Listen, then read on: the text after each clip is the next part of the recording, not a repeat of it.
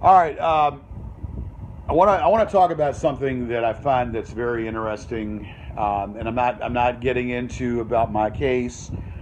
I'm not going to get into about my case and get into every integral about that. I want to talk about something that I find very interesting that gives immunity to these internet providers such as YouTube and Facebook, the immunity for them not to be responsible for what other people put on these sites.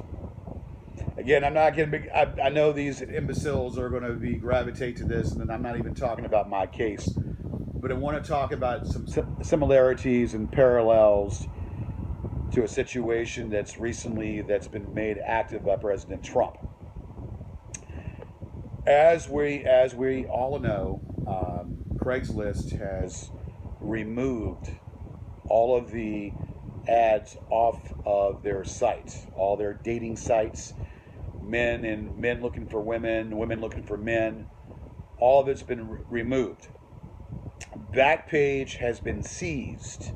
Backpage is no longer in operation.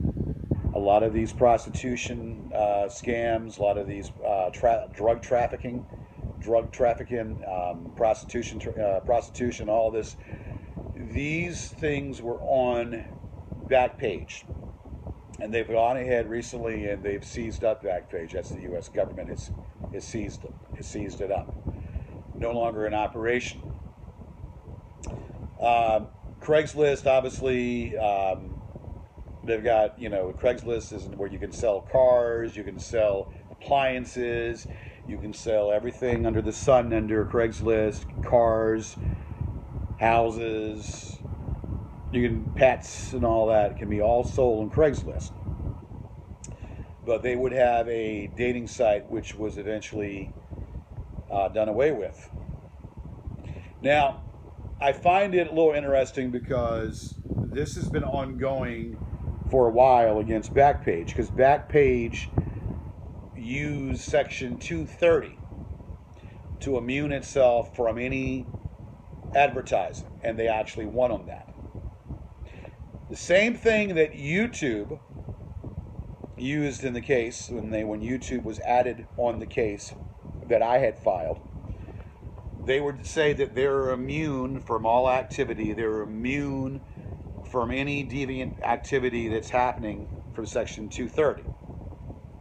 And what Section 230 does, it gives these internet providers, the people that provide for the public, for the community, internet providers such as Twitter, such as Instagram, such as Facebook, such as YouTube itself.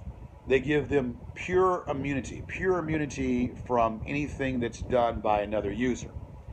Yet they get to pick and choose what they remove and what they don't remove. And I just find it really, really baffling. Yet it takes something to a degree for a company like Backpage to use that same thing in court, which they won on, and then recently got passed by President Trump to remove the site altogether, to seize the site altogether for prostitution and drug trafficking and child pornography and all kinds of stuff on that, to seize up that site altogether for activity. Yet they use the Section 230. Eventually, United States Supreme Court got involved and seized it up. Now, the situation with me having people attack my character, mentally ill people attacking my character, obviously the Supreme Court is not going to do it for one individual. Though it takes something to a degree dealing with women or children for the government agency to get involved to shut down a site. Now, I'm not saying that YouTube needs to be shut down, but I'm wondering if YouTube allowed that in the same capacity as Backpage, even though that YouTube is an internet provider for videos and monetizing videos, if they had that going on the side, whether or not the government would get involved in that.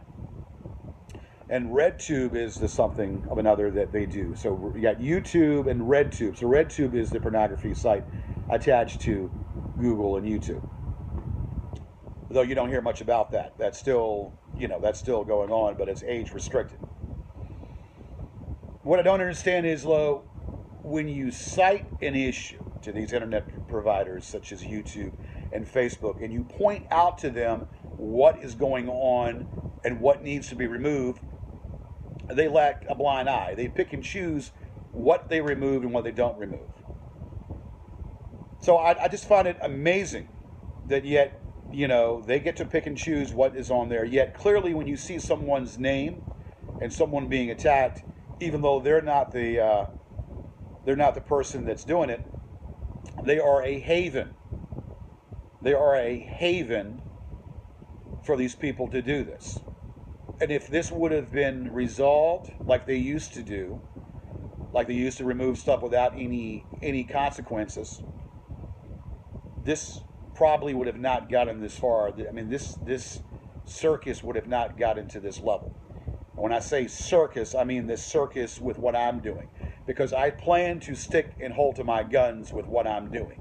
I'm not going to waver, and I'm not going to back around. And if I have to go into the higher courts with this, I'm not going to waver. I'm not going to back down. But this video is not about me. It's about looking at the facts for what they are and seeing what happened to Backpage, and yet wondering if this could happen to YouTube if they did the same thing. So it takes something to that vein to get a site to shut down. But to censor or to limit this shenanigans from going on a site, these people cry fair use. They cry fair use to do whatever they want to do. And yet they put that doctrine in there, and then YouTube, allows. Fair use and freedom of speech does not allow you to go ahead and defame somebody. Fair use and freedom of speech doesn't allow you to defame or slander somebody. Okay? It doesn't allow that. You can speak. And it's been several situations, several things talking about using racial slurs, derogatory slurs, or using demonstrative tones about people, or making up stories about people that are inaccurate and untrue. And I don't have to get into every angle about that. But I'm sitting here reading this, what happened April the 6th. Backpage is seized. Backpage is seized for this. So even though they won on Section 230, the same section that YouTube used in the court case against me, saying they're immune, the higher courts on Backpage reversed it. They reversed it. So it's a little bit interesting. I find it a little bit interesting. Though that's not going to happen to Google, because Google's a big conglomerate. Google's a big company. It's never going to happen to YouTube. But I'm wondering if that did, if that would happen, if they went that approach as way Backpage did. But all that being said, it's still a situation that allowing people to defame somebody, to slander somebody, to libelous somebody, to allow all of that to happen, for being a haven, I would think that these internet providers are not immune. I would think these internet providers are not totally immune for allowing that, even though they're not the perpetrator. I don't know, but I need clarification on that. I would hope that basically that YouTube will honor what they had told me, and this would pretty much where I don't have to deal with this with them. Because if they would remove the stuff as questioned, there would have not been this ring circus. Well, I'm just questioning. There's a lot of hypocrisy going on in the federal laws.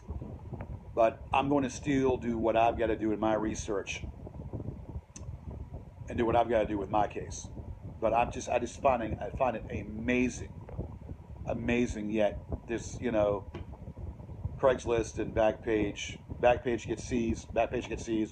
Craigslist is limited, which is good, because it needs to be limited on what they can do. So if those companies can be made an example out of, then why doesn't YouTube and Facebook be made examples of? They're all internet providers. Why don't these companies follow suit, or at least listen to the charges and remove questionable stuff that follow their guidelines, that actually don't follow their guidelines? It's just a little bit amazing how that can happen. It takes the Supreme Court to get involved, which the Supreme Court's not going to get involved in my situation, but it's the bullying and cyber stalking is there, and something's got to be done about it. Something has got to be fucking done about it. I'm going to do what I've got to do in my situation, but I just don't understand, why doesn't YouTube understand and follow suit? Because they want to waive that Section 230.